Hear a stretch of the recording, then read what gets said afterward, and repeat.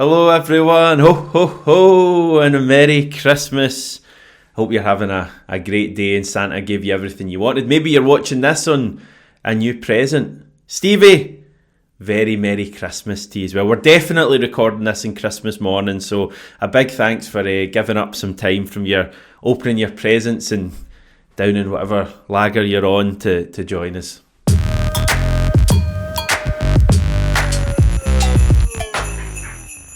It's alright, mate. I didn't get anything.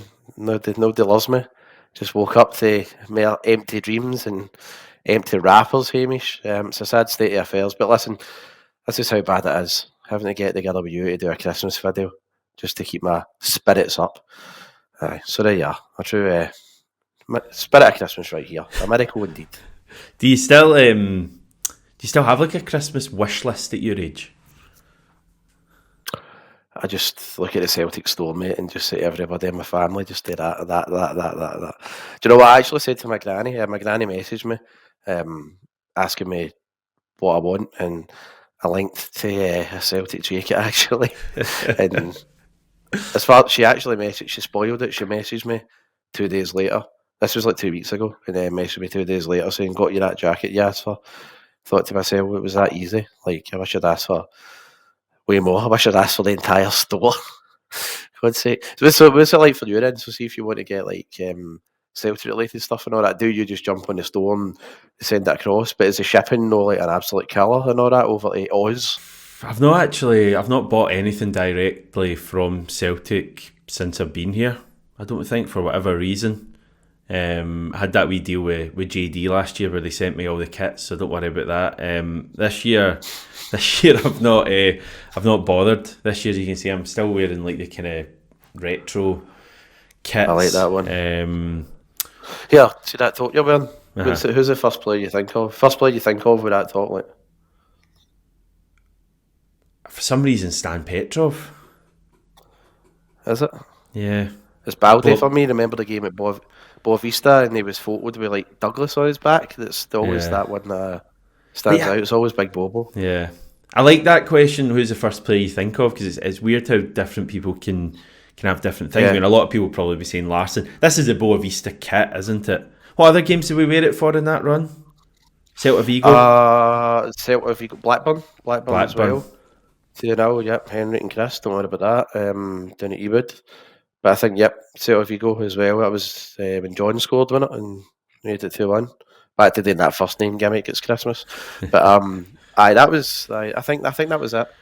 And then we had the hoops against Stuttgart away as well. Remember 3-2 defeat. Yeah. So that was a lovely top. I know, cracking. Right, okay, everyone. Sorry, it's a bit of a different feeling today. Christmas. Just wanted to put a wee video out. We're going to be looking ahead to the Motherwell game tomorrow at Celtic Park. Stevie's definitely going to. We can discuss that. Pick our team. How are we feeling about tomorrow then, Stevie? You're not going along, are you? I'm not going to, but I'm not going to the game against I can't remember. I said to Rizzo I'd give him a ticket, but I can't remember what one. I'm going to have to check. So you might be lucky and get a wee post-match with Rizzo. I'm sure everybody would love that. He's going to go to one. I think it's the St Johnstone one actually he'll take, maybe, because like the less times I see St Johnstone in a season, the better. You know my thoughts. Cannot stomach them. They're currently bottom in the old Premier League now as well. I pray God they stay there. Be good to get rid of them. But no, look, if I'm not going to go to St Johnstone game, I'll go on Boxing Day. Don't worry, I'm a true Tim. And I'm sure, see, to be honest, it probably will be a decent crowd for it, because I can't remember going to even Celtic Park this season and them being an absolute shocker. Like, remember the days when you go at it and there was like 10, 15,000 and all that there in some games, like no Boxing Day, but like cup games and all that. Like, remember against Falkirk, we had, I think it was like 40, maybe 45k. Against them Hibs, it was like 50k in this third round, wasn't it? So yeah, I think it will be a decent crowd. And Motherwell are having a bit of an up and down season, aren't they? But fourth by their standards is pretty good. So I don't really predict there's going to be many problems. Famous last words. But hopefully we up the tempo and we don't play anywhere near as slowly as we did against Dundee United. As long as, again, CCV's back and we move the ball quickly, I don't think they'll be able to cope with us. Yeah, you're right in saying Motherwell sit in 4th place at the moment. They've won 2 of their last 3 games. They had a bit of a blip prior to that. I think they'd lost 3 in a row. Clearly having a good season. Got some good players as well who are doing well. So, it's going to be a challenge, but the team hopefully can get back to winning ways. You're usually quite good with dates. Any kind of Boxing Day games spring out. Was there one a couple of years ago where we played St Johnstone and wore our away kit at Celtic Park? Or maybe that was Christmas Eve, actually. I think that might have been Christmas Eve. Yes, I remember I had the Christmas hat on that day. You did. I did, yeah, I was forced into that, sadly. But I remember that. That was actually all right. I remember there was a game, I think Boxing Day, wasn't it, when we beat... No, it was. Remember that game against St Johnstone in Andrew's first season when we had like a makeshift squad, and that was a really big win at McDermott Park. Oh, yeah. It was. Yeah. We did a video after that as well, didn't we? I'm sure. We did do that, we did. But no, my favourite Boxing Day was actually 26th of December 2002, and we beat Hearts 4-2. John Hartson scored a hat-trick. I think at one point it was 2-2. And then, when you remember this goal was coming when Alan Thompson had the ball on the halfway line, and it was like a long diagonal pass. John Hartson, first-time volley with his right foot and past the goalie. I think it might have been Mackenzie at the time. Brilliant goal. One of the best I've seen, and it was a really entertaining Boxing Day game. So that always sticks out to me. And I don't think Motherwell certainly poses as many problems as that Hearts team did that season. But it will still be an interesting game, especially if they actually come and have a go, which hopefully they do. I mean, there's certainly more than what Dundee United did at the weekend anyway. Yeah, I mean, as I say, it's a chance for the team to get back to winning ways. Really don't want to drop any points ahead of Ibrox. Let's go to Ibrox, 9 points clear. Worst case scenario, and you're still in a really good position. We touched on this the other day, but it seems like Alistair Johnson will be back for tomorrow's game. Hopefully Austin Trusty and Cameron Carter-Vickers as well. They've both been unwell. I don't know if the two of them have just been hanging about in their spare time or what, but they'll hopefully return, which I think would make a difference. Nicholas Kuhn likely to miss the game, although we'll have to wait and see. I'm sure we'll have heard more from Brendan Rodgers by the time you're watching this. Team I'm going with, Stevie: Schmeichel, Johnston, Carter-Vickers, Trusty, Valle. So that's 4 changes to the defence, all 4 players coming in from the weekend. McGregor, Bernardo, Engels, there you go. Yang, Ida, Maida. Okay, the team I go with, I certainly have that back 4. That's the best back 4 for us now. And I think we should be going with our strongest side ahead of the game against Rangers. So for my midfield for that one would be Callum McGregor, Paulo Bernardo and Luke McCown, actually. I'd be going with them. And then I'd be going with Dyson Maeda, Adam Ida, and probably Yang out in the right as well. I think, see just like examples that we saw against Dundee United where, I don't know, for whatever reason, Furuhashi's just isn't as instinctive as what he has been earlier on the season and previous seasons, but see that one at the weekend where I think Yang put it right across the 6-yard box and nobody was there. I think Furuhashi's hanging back at the 12-yard box, 12-yard area. If he does that type of one, when Adam Ida's on the park, I think Ida's already instinctive to know that it's a tap-in for him and he's right in that area. So I would probably I'd play Ida against Motherwell. I think Furuhashi could benefit just for a rest ahead of that Ibrox game as well. Which could probably motivate him as well because, they came off the bench, didn't they, against Hibs, scored an absolutely amazing goal. And that's the type of thing as well that can spur a player on, especially for what will be one of our biggest games of the season. So that's the team I'd go with anyway. I think Ida's looked all right in recent games when he's come on. He had like a really good flick for Kyogo actually at the weekend. I thought it was interesting that those two were on the pitch at the same time. But for me, Ida would start this game. I don't think Kyogo's playing well at the moment. I don't think he has been for a period of time. So I want to see a bit of Ida. Let's freshen things up a little bit. And I think Ida will start this game. And it's kind of his opportunity now, looking at certainly looking at the St Johnstone game at the Derby as well to really force his way in, because you look at the team that we start for tomorrow's game, obviously Thursday, and then the Derby next week's a Thursday as well, so you're kind of looking maybe at a team that's close to the one that we start at Ibrox starting this game.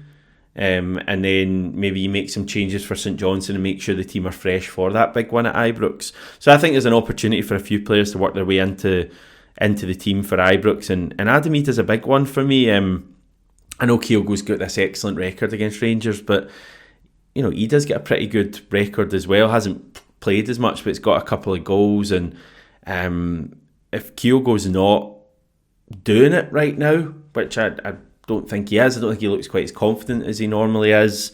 Then Ida may be the option there. And I think Engels potentially might come back in. It's been a few games since he started, and I thought he kind of looked a bit more like himself when he came on at Tannadice. He obviously had that kind of decent chance late on in the game, but I just get the impression he might be ready to go again now. You maybe get him back in the team here, starting for the first time in a few weeks, and I just could be wrong. I just get a feeling you might see a kind of rejuvenated Arnie Engels, and he can get back to what he showed us at the start of the season. But getting that defence back, I think, will be important as well.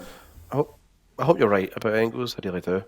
But, for the key one for myself is, you remember that game against Ross County? You had Valle playing, you had Bernardo playing, you had McCown playing, Adam Ida started, and we looked good. There was a real... the intensity was there from minute one, and we pinned them back. Football was so fast and flowing, and McCowan and Bernardo were so key to that. So I'd like to see they two in there again, see if they can replicate what they did a few weeks ago against Ross County. Again, Adam Ida scored a screamer, and his all-round play, especially in that first half, was excellent. I think he could do the damage there against Motherwell too. There's no harm in it, and if it turns out that we play some of our better football when it's an end to the turgid performances and the slow laboured play that we've been seeing in the last couple of weeks, then great, I'm all for it, and it's more questions for the manager in terms of who's going to start in that game against Rangers, and of course against St Johnstone too. So that's why I said that. That's why I want to see that team for the match against Motherwell, because I honestly feel like McCown and Bernardo have really good understanding, and I think start both of them against Motherwell.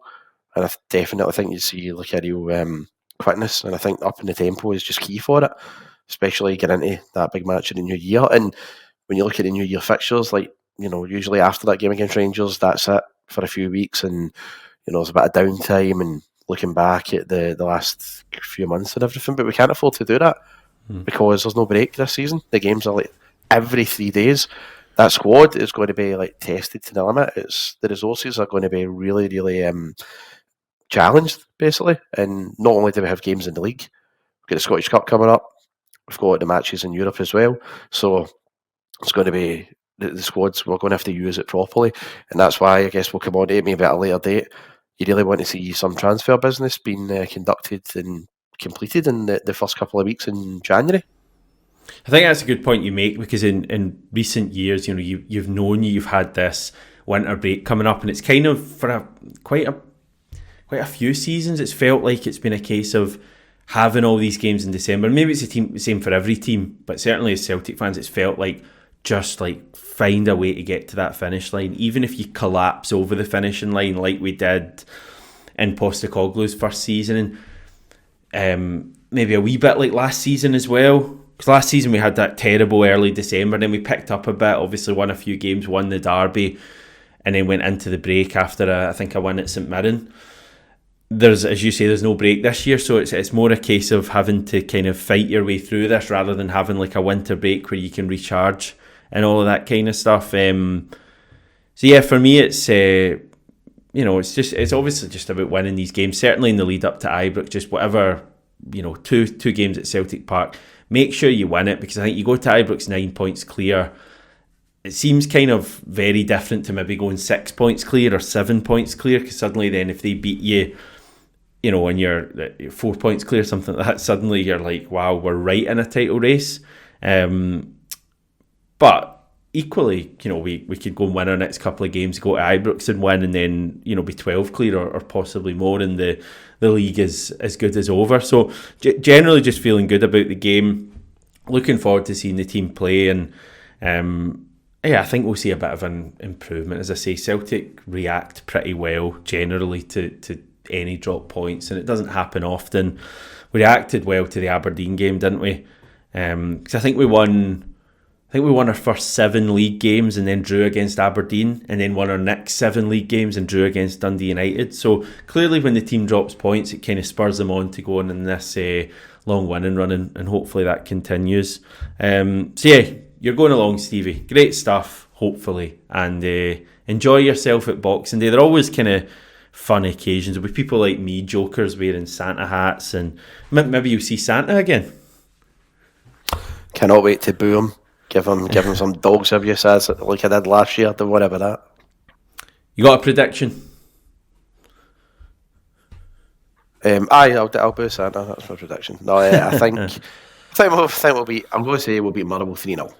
Okay, don't mind it at all. I'll go the same actually. I think Celtic will turn on the style a little bit tomorrow, and we'll move on from that point. Okay, that'll do us for today. Just a short video to give you something on Christmas Day to watch on your new device. It's certainly been bought for you. I hope you have a great rest of your Christmas. Enjoy your Christmas dinner. I'll already have eaten mine by the point people are watching this. Maybe you've already eaten yours, Stevie. I don't know, but well, listen. I'll be piling on the agony, putting on the beef. Don't worry about that, mate. Just quickly, it's your favourite Christmas dinner item? Oh, it's got to be the humble. There's like a ham. My uncle does. He gets all the time ham with like kind of orange glaze through it, and he does his own gravy as well. Brian, he knows who he is. Best cook in the family, but he does his own special gravy as well. It's magnificent. Do you know what I'm going to do? I'll get a photo for you and I'll send you. It is, honestly, I don't say this often, right, but it is truly one of the greats. Amazing. So, what's yours? Crickets for me, Stevie. Crickets. Oh, I love it all. Listen, crickets. I love the wee pigs in blankets. I feel there should be a better name for a 28-year-old guy than calling them pigs in blankets. I love bread sauce. Love a bit of bread sauce. I love stuffing. Beautiful. Never mad on turkey. Find turkey a wee bit dry, if I'm honest. But I'm sure I'll fight my way through my meal tomorrow. Okay, Stevie. Thank you. We'll catch up with you hopefully before the new year. Cheers, everyone. Have a great day. Catch you Friday morning after the game.